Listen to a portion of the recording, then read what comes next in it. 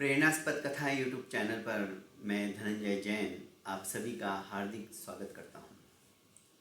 दोस्तों, एक ड्राइवर को तेजी से एयरपोर्ट की ओर गाड़ी चलाने का आदेश देते हुए उस व्यक्ति ने कहा, कीमती है समय आज का, जितना जल्दी हो सके मुझे तुम एयरपोर्ट पे छोड़ दो। ड्राइवर सजगता के साथ उस व्यक्ति को एयरपोर्ट पर छोड़ता है। फटाक से दरवाजा खोलकर यह व्यक्ति एयरपोर्ट के भीतर प्रवेश करता है। जो भी फॉर्मेलिटीज पूरी करनी थी वो पूरी करने के पश्चात प्लेन में आकर बैठ जाता है। शायद प्लेन वाले भी इसी व्यक्ति का इंतज़ार कर रहे थे, क्योंकि प्लेन उड़ने में सिर्फ 2 मिनट बाकी थे और इसीलिए यह व्यक्ति वारंवार अपने ड्राइवर को कह रहा था कि तुम तेजी से चलाओ। खैर, प्लेन मिल गया था। प्लेन में बैठने के पश्चात जैसे ही प्लेन ने उड़ान भरी, आधे घंटे तक कोई दिक्कत नहीं, पर आधे घंटे के पश्चात कैप्टन ने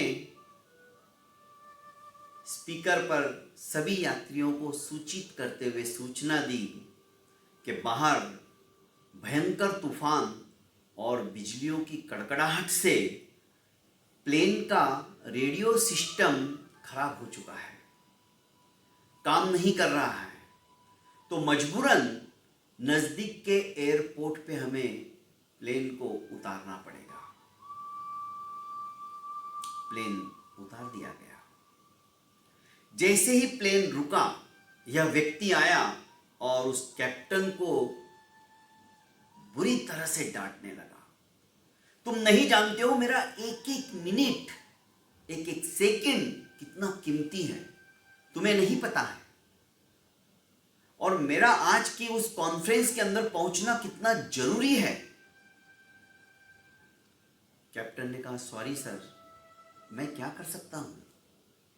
इतने में उस व्यक्ति की चिल्लाहट को सुनकर दूसरे व्यक्ति ने उसे पहचान लिया और बोला, अरे डॉक्टर साहब, पटनायक साहब आप।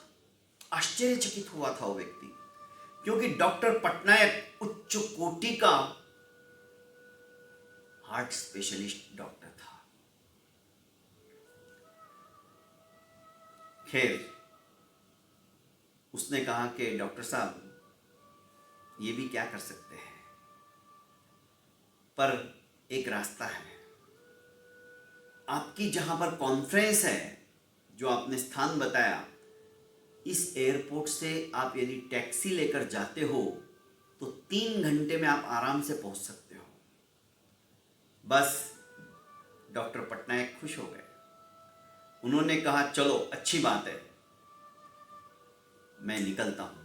और वो आनंद फानन के अंदर एयरपोर्ट से बाहर आते हैं और टैक्सी को बुलाते हैं और निकल पड़ते हैं। पर बारिश और तूफान इतना भयंकर था कि टैक्सी का ड्राइवर भी शॉर्टकट जाने के चक्कर में रास्ता भूल गया और लॉन्ग कट हो गया। अचानक एक छोटे से गांव के पास उसकी टैक्सी भी खराब हुई और धक्का खाते खाते एक घर के सामने रुक गई। डॉक्टर पटनायक परेशान थे। मुसीबत भी आई है तो चारों तरफ से आई है, कहीं ना कहीं कुछ ना कुछ प्रॉब्लम हो ही रहा है। पता नहीं आज की मेरी कॉन्फ्रेंस का क्या होगा। सभी मेरा इंतजार कर रहे होंगे। इतने में उस ड्राइवर ने कहा टैक्सी के कि मालिक, आप बुरा ना मानो तो सामने ही जो छोटा सा कच्चा सा मकान है, आप वहाँ पे अंदर बैठ जाइए जब तक कि मैं गाड़ी सुधारता हूँ। भयंकर बारिश के बीच वो टैक्सी ड्राइवर अपने गाड़ी का बोनट खोलकर उसमें कुछ करने लगा। डॉक्टर पटनायक भी गए और क्या मैं अंदर आ सकता हूँ, एक बुढ़िया पूजा घर के सामने छोटा सा मंदिर था, बैठी हुई भगवान से प्रार्थना कर रही थी, अर्चना कर रही थी, और बीच बीच में एक बच्चे को जो कि 6-7 साल का ही था उसको थपकी दे रही थी, हिला डुला के वापस थपकी देकर उसको चुप करा रही थी। डॉक्टर पटनायक ने कहा कि माँ जी, आप तो परम उपासिका लग रही हो, भगवान से प्रार्थना मेरे लिए भी करो कि मैं भी अपनी कॉन्फ्रेंस में सही समय पर पहुंच जाऊं। उसने कहा, आप तो हमारे अतिथि हो, और अतिथि भी भगवान का ही स्वरूप होता है। आपके कहने के पहले ही मैंने भगवान से प्रार्थना कर दी कि जो आगंतुक हमारे दरवाजे पर आए हैं उनकी सारी मनोकामना पूरी हो जाए। मैं अपनी प्रार्थना कर रही हूं कि माँ जी, आप क्या प्रार्थना कर रही हो आपके लिए कि आज तक भगवान ने मेरी सभी सुनी है। उस मुरली मनोहर ने मुझे किसी भी प्रकार का कोई संकट आने नहीं दिया है, पर एक बहुत बड़ा संकट है, उसी के लिए मैं इनसे दिन रात प्रार्थना किए जा रही हूँ, और मुझे विश्वास है कि मेरी जरूर सुनेगा, पर कब सुनेगा मैं नहीं बता पाऊंगी। आप क्या चाहती हो, क्या प्रार्थना कर रही हो? उसने कहा, जो ये बच्चा देख रहे आप, इसके माँ बाप नहीं है, इसका सब कुछ मैं ही हूं, ये मेरा पोता है, और मेरी भी आशा का किरण यही है कि, पर नज़दीकी डॉक्टर ने कहा था कि इसको हार्ट का प्रॉब्लम है, और इसका जो प्रॉब्लम सॉल्व कर सकता है तो डॉक्टर पटनायक ही कर सकता है। संसार का सबसे बेस्ट डॉक्टर यदि कोई है तो डॉक्टर पटनायक है। भला मुझ गरीब को पटनायक डॉक्टर से कौन मिलाएगा? मैं उसके पास पहुंचूंगी भी तो क्या मेरी अर्ज सुन लेगा मुझ गरीब की? क्या मुझ गरीब का दुखड़ा सुनकर वो इसका इलाज कर लेगा? पर मुझे विश्वास है मुरली मनोहर कुछ भी कर सकता है। इतना सुनना ही था दोस्तों। डॉक्टर पटनायक मंदिर के आगे हाथ जोड़कर नतमस्तक होते हुए कहने लगा कि हे मां, तुम्हारी प्रार्थना की ताकत क्या है आज मैं जान गया हूं। ऐसा नहीं कि मैं नास्तिक हूं, मैं भी आस्तिक हूं, पर ये त्रिकाल वेत्ता, त्रिकालदर्शी, घट-घट के अंतर्यामी किस तरह से खेल खेल रहे हैं ये आज समझ में आया।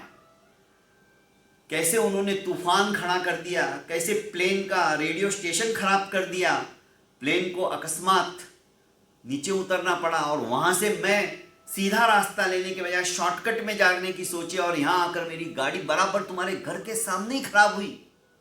ये सब इसकी लीला है। माँ जी, वो डॉक्टर पटनायक मैं ही हूं।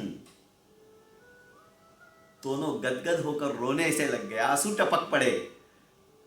प्रभु की माया अपरंपार है।